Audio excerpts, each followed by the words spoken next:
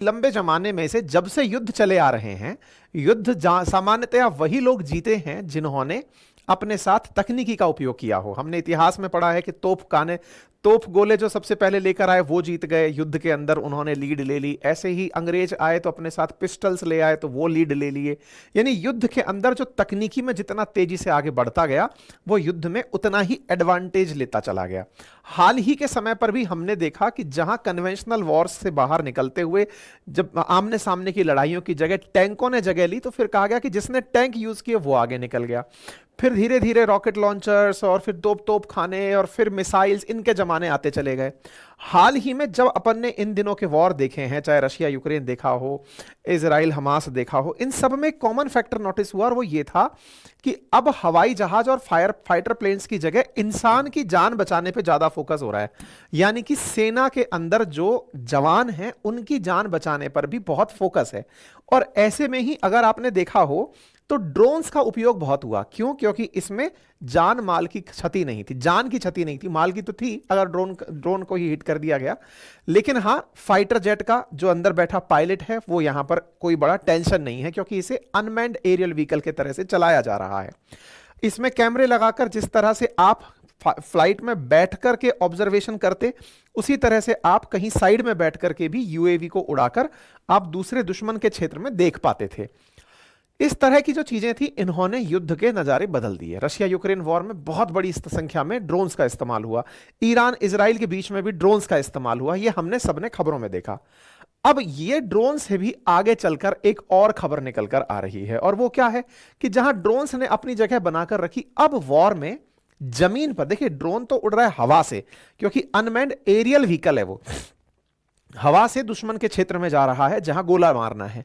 जमीन पर जहां पैदल सैनिक चल सकते हैं, या फिर पैदल सैनिकों के साथ भी कई बार जगह पता लगाने के लिए डॉग्स भेजे जाते थे।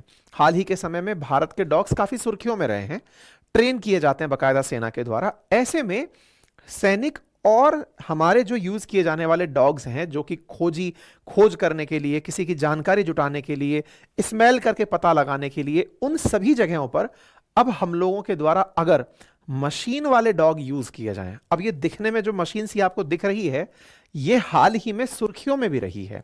भारत के अंदर राजस्थान राज्य के डेजर्ट में एक ट्रेनिंग मिशन चल रहा था, उसमें सेना के द्वारा रोबोटिक डॉग का आर्मी के साथ एक्सरसाइज कराया गया है। मतलब सेना ने बकायदा इसको अपने साथ एक्सरसाइज में यूज किया है। मतलब ये जो डॉग्स हैं हमारे, जो फिलहाल सेना की बहुत बड़ी ताकत हैं, वो अब रिप्लेस हो सकते हैं एक और प्रकार के डॉग से, जिसे कह रहे हैं म्यूल, यानी multi utility lagged equipment. Dog कहकर के इसे रोबोट के नाम पर हम शर्मिंदा कर रहे हैं। टेक्नोलॉजिकली ये 4 पैरों पर चल रहा है, टेक्नोलॉजी में 2 पैरों पर भी आप इसे चला के बना ही सकते हैं। उड़ाना सब सिखा दिए हैं तो कुछ भी कर सकते हैं। फिलहाल के लिए चौपाया है, इसलिए डॉग जैसा इसे कहा जा रहा है, लेकिन साइंटिफिक लैंग्वेज में इसे मल्टी यूटिलिटी लैग्ड इक्विपमेंट यानी म्यूल नाम दिया गया है। दूसरा नाम इसे रोबोटिक डॉग का दिया गया है कि रोबोटिक डॉग की तरह तैयार किए गए हैं। विशेषताएं क्या हैं? बोले, एक बार अगर आपने इस डॉग को चला दिया तो रोबोटिक डॉग इस तरह से चलने लगेगा, चलाने वाला जो है वो 10 किलोमीटर दूर बैठ करके भी इसे चला सकता है। इसे ना केवल चला सकता है, बल्कि इसके सामने लगे कैमरे से सारी जानकारी 360 डिग्री पर पता लगा सकता है। तमाम प्रकार की फैसिलिटीज हैं, मतलब थर्मल इमेज सेंसिंग तक इसमें है, यानी कि यह गर्मी से यह पहचान सकता है कि दुश्मन कहां छिपा है।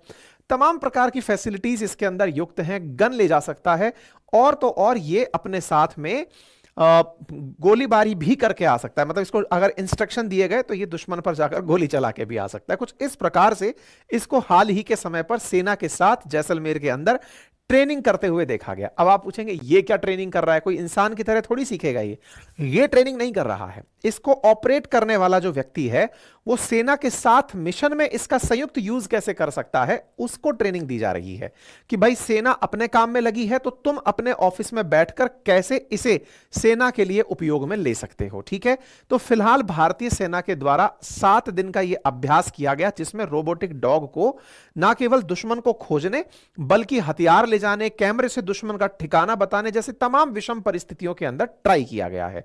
मतलब जैसे दुश्मन अगर किसी बंकर में घुस रहा है तो उस डॉग को पहले घुसा दिया, डॉग पहले जाकर के वहां पर अपनी कैमरे की इमेज से दूसरों को इन्फॉर्म कर दिया, यानी कि अब फाइट्स में जान बचने के लिए पहले आप डॉग को भेजकर वहां की जानकारी वो कर सकते हैं। तो एक प्रकार से रोबोटिक डॉग आने वाले समय में बहुत बड़ी सुविधा सेना के लिए हो जाएंगे। हाल में इसके और भी बहुत सारे उपयोग पता चले कि इसको ऊंचाई वाले क्षेत्रों में जहां टेम्परेचर माइनस में गए हुए हैं वहां पर भी बहुत अच्छे से उपयोग में लिया जा सकता है। क्या ये हम लोग यूज करना शुरू कर दिए हैं? पिछले ही साल हमने 100 रोबोटिक डॉग जो है वो ऑर्डर कर दिए थे। खबर यह है कि इसी साल हमने 100 रोबोटिक डॉग अपने साथ में ऐड भी कर लिए हैं, और ऐसे में इनका जो बजट है वो 285 करोड़ का है, यानी कि लगभग 2.25 करोड़ का एक रोबोटिक डॉग जिसे म्यूल कहा गया है वो पड़ रहा है। आप यहां पर सितंबर 24 की कटिंग देख रहे हैं, army inducts robotic mules, drones and high altitude tent under evaluation. और यहां पर आप देख सकते हैं -40 से 55 डिग्री सेंटीग्रेड तापमान जो हायर एंड पे है उस तक में ये ऑपरेट कर सकता है। आप यहां पर पिछले साल 2023 में सैनिकों को इसका डेमो लेते हुए देख सकते हैं।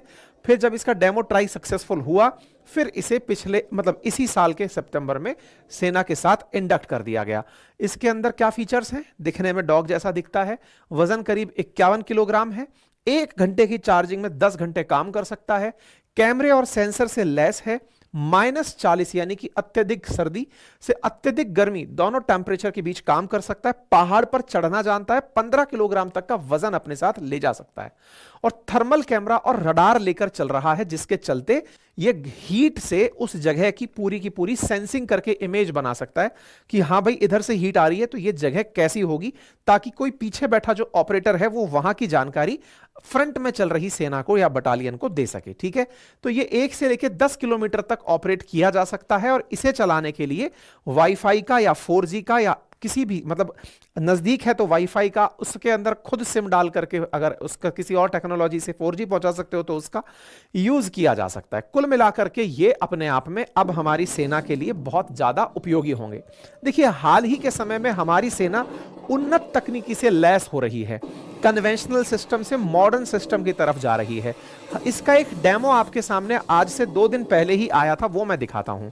एक वीडियो वायरल हुआ जिसमें सेना को हाई एंड इक्विपमेंट के साथ, मॉडर्न आधुनिक हथियारों के साथ कुछ इस तरह से दिखाया गया कि पानी के भीतर से अगर निकलना है, ड्रोन्स के थ्रू घूमना है, तो आप कहीं से भी कहीं का पता लगा सकते हैं। अब आप इस वीडियो को अगर देखें तो इसके माध्यम से आप पता लगाएंगे कि कई बार जंगलों में आतंकी जाकर छिप जाते हैं, तो यहां पर आप इन जंगलों में छिपे हुए आतंकियों को इन ड्रोन्स से ढूंढ सकते हैं। आप सेना के ऑपरेट करते हुए इन ड्रोन्स की अगर फौज देखें तो आपको आकाश में उड़ते हुए ये ड्रोन निश्चित ही सैनिकों का काम आसान करते हुए दिखाई दे रहे हैं। जमीन से आपने डॉग भेज दिया, ऊपर से ड्रोन, नीचे से डॉग, और वो डॉग वहां जाकर के उन क्षेत्रों में जहां जहां सेंस करना है तो उसका ऑपरेटर दूर से उसे ऑपरेट कर रहा है, और इस प्रकार से छोटे छोटे मच्छर जैसी चीजें, टिड्डे जैसी छोटे छोटे हेलीकॉप्टर्स उड़ा उड़ा करके जगह का पता लगाया जा रहा है। इससे पता चलता है कि हम लोग कितना आधुनिकता के साथ मॉडर्न वारफेयर के लिए तैयार हो रहे हैं, क्योंकि युद्ध में अक्सर तैयार रहना आगे की चुनौतियों के लिए यही सबसे महत्वपूर्ण होता है। तो ये जो हमारी तैयारी है, ये क्या कोई और भी कर रहा है? बिल्कुल ऐसी ही तैयारियां हाल ही में चाइना ने भी की हैं। चाइना के डॉग की न्यूज काफी दिनों से चर्चा में थी और हमने अपनी सेना में इंडक्ट भी कर लिया है। चाइना के डॉग्स की न्यूज जनरली इस तरह से देखी जाती रही हैं जिसमें कि पता चलता है कि ये लोग बकायदा अपनी सेना में डॉग्स का यूज कर रहे हैं। आने वाले समय में और भी प्रकार के डॉग्स ये लेकर आएंगे जिनमें मशीन गन चलाने की फैसिलिटी हो, वहीं से वो चलते समय ऑपरेट कर सकें। क्या केवल चाइना ऐसा कर रहा है? नहीं, यूएस के अंदर आप देख सकते हैं कि गूगल की एक सब्सिडरी कंपनी है जिसका नाम है बोस्टन डायनेमिक्स, उसने भी इस प्रकार से डॉग जो है सेना के लिए डेवलप किए हैं। इवन रशिया यूक्रेन वॉर के अंदर भी यूक्रेन के द्वारा इस प्रकार के डॉग्स यूज किए गए हैं। ठीक है, यूएस आर्मी ने हाल ही में टेस्ट किया। इंटरेस्टिंगली तो यह पता चला है कि अभी डोनाल्ड ट्रंप राष्ट्रपति पद की शपथ लेंगे जनवरी में, लेकिन उनकी सुरक्षा अभी से शुरू हो गई है और उनकी सुरक्षा में भी रोबोटिक डॉग दिखाई दिया है। तो आप यहां पर ये सुर्खी देख रहे हैं कल की, जिसमें दिख रहा है secret service use robot dogs to guard Trump's Mar a लानो इन लागो इन फ्लोरिडा। तो उनकी सुरक्षा में ऑलरेडी ये डॉग्स तैयार कर दिए गए हैं। तो कुल मिलाकर के दुनिया भर में इनके उपयोग हो रहे हैं।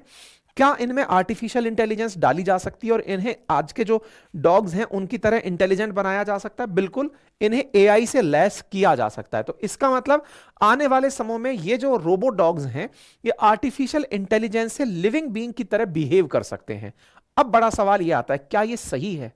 क्योंकि अल्टीमेटली अगर वॉर में रोबोट्स का काम आ गया तो ये तो बिल्कुल रजनीकांत की जो फिल्म आई थी ऐश्वर्या के साथ, शायद रोबोट ही नाम था उसका, उसमें दिखाया था किस प्रकार से चिट्टी रोबोट जो है वो खुद ही अलग इंस्ट्रक्शन लेकर खुद के लिए ही घातक हो गया, बनाने वाले के लिए घातक हो गया। तो बड़ा सवाल यह बनता है कि अगर ऐसा हुआ तो क्या आने वाले समय में इसके उपयोग से कोई चुनौती मिलेगी? तो चुनौती का सबसे बड़ा तो कारण यही है कि अच्छा सबको पता है कि युद्ध लड़ लेगा, लेकिन किसी ने इसके अंदर साइबर हमला करके या इसको हैक करके आप ही के ऊपर दाग दिया तो कितनी बड़ी चुनौतियां हो जाएंगी। इसलिए काफी सारे चैलेंजेस इसमें यह हैं कि आने वाले समय में इसके फेवर में क्या है और इसके अगेंस्ट में क्या है। फेवर में एक सबसे इंपॉर्टेंट बात, जैसे हमारे हाल ही के एंटी टेरर ऑपरेशंस के अंदर फैंटम नाम का हमारा एक आर्मी का डॉग था, वो अभी शहीद हुआ था। इसके ऊपर हमने सेशन मतलब ट्वीट भी किया था, आपने अगर देखा हो। इसी प्रकार से और भी, जैसे हमारी कैंट नाम की एक इंडियन आर्मी की डॉग थी, फीमेल डॉग थी, वो शहीद हुई थी। तो सबसे पॉजिटिव पार्ट ये है कि ऐसे डॉग्स के साथ इमोशंस अटैच नहीं होंगे, तो इनके शहीद होने पर कोई दुख नहीं होगा, मशीन्स हैं। लेकिन वहीं दूसरा इसका नुकसान भी है कि जब इमोशन नहीं होंगे तो ये किसी व्यक्ति की परिस्थितियों को नहीं समझ पाएंगे। जैसे कई बार मनुष्यों को ह्यूमन शील्ड बना के आतंकी यूज करते हैं कि किसी आम आदमी के हाथ में गन पकड़ा दी, अब आपका डॉग तो उसे देख रहा है और सेंस, थर्मल सेंस कर रहा है। अगर ऐसे में उसने एआई ऑपरेशन ले लिया और उसने उस ह्यूमन शील्ड के ऊपर गोली चला दी, तो ऐसे में आप डॉग से ये एक्सपेक्ट नहीं कर सकते कि उसके पीछे जो छिपकर खड़ा हुआ व्यक्ति है उसके बारे में वो जानकारी ले ले। तो प्लस और माइनस में खूब सारे आर्ग्यूमेंट्स हैं।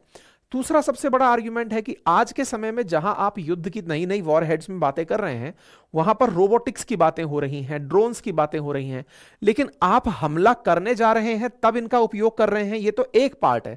लेकिन आप पर हमला हो और उसने, दुश्मन में आपने ड्रोन यूज कर लिया, उससे निपटने के लिए आपके पास क्या है?